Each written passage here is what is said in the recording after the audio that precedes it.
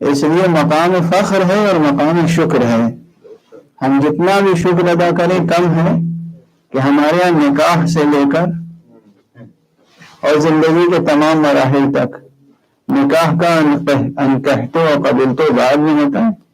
حدیث قصہ پہلے پڑھی جاتی ہے, آیت تطہیر کی تلاوت پہلے ہوتی ہے. جن رشتوں کی بنا آیت تطہیر کی تلاوت کے بعد قائم ہوتی ہے ان رشتوں کی طہارت کی بات ہی کچھ اور.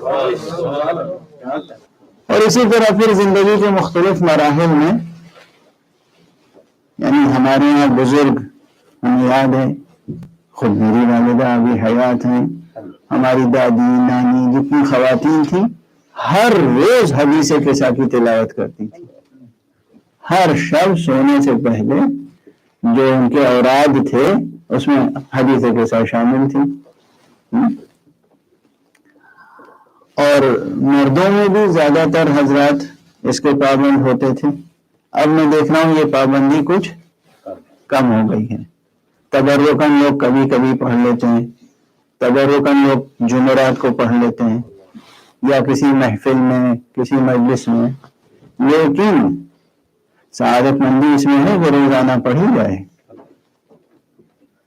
یہ بھی حدیث کے ساتھ تلاوت ایک طریقہ توسل کا کہ ہم اہل بیت کے ذوات مقدسہ سے توسل کر رہے ہیں, انہیں وسیلہ قرار دے رہے ہیں حق سبحانہ و تعالی سے طلب طہارت باطن کے لیے. حضرت زہرا سلام اللہ علیہ کا تعلق اس آیت سے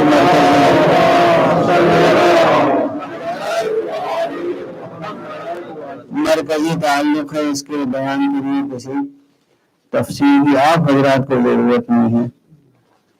یعنی وہ حضرات جن کے اذہان کی پرورش ہوئی ہے ذکر آل محمد کے سائے میں, ان کو کسی استدلال کی ضرورت نہیں ہے کہ آیت تطہیر کا جو مضمون ہے اس میں مرکزی کردار جناب زہرا سلام اللہ علیہ کا. لیکن یہاں آج کی بحث میں ذرا سا میں چاہتا ہوں کہ سطح گفتگو کچھ اور نئے آفاق تک پہنچے. طہارت ظاہری, ظاہرے کے طہارت ظاہری, یعنی عموماً جب آیت تطہیر کی بحث ہوتی ہے تو سب سے زیادہ جو ہے زور وہ اہل بیت کی وضاحت کے لیے دیا جاتا ہے. طہارت کے مفہوم کی وضاحت کے لیے ذرا کم گفتگویں ہوئی ہیں. طہارت یہاں اس آیت میں کس طہارت سے مراد ہے, کون سی طہارت مراد ہے, کس طہارت کا تذکرہ ہو رہا ہے؟ ظاہری طہارت سے لے کر باطنی طہارت تک جتنے طہارت کے اقسام اور مراتب ہیں وہ سب شامل ہیں اس لفظ طہارت میں. یعنی کوئی قسم طہارت کی اور کوئی مرتبہ طہارت کا ایسا نہیں ہے جو اس سے مستثنا ہو.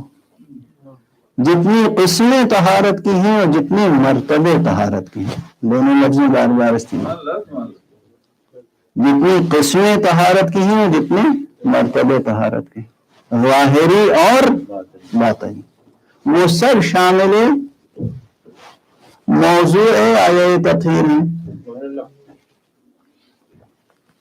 اور بالاخص یعنی بطور خاص ظاہری مراتب طہارت سے بڑھ کر باطنی مراتب طہارت مراد اور مقصود ہیں.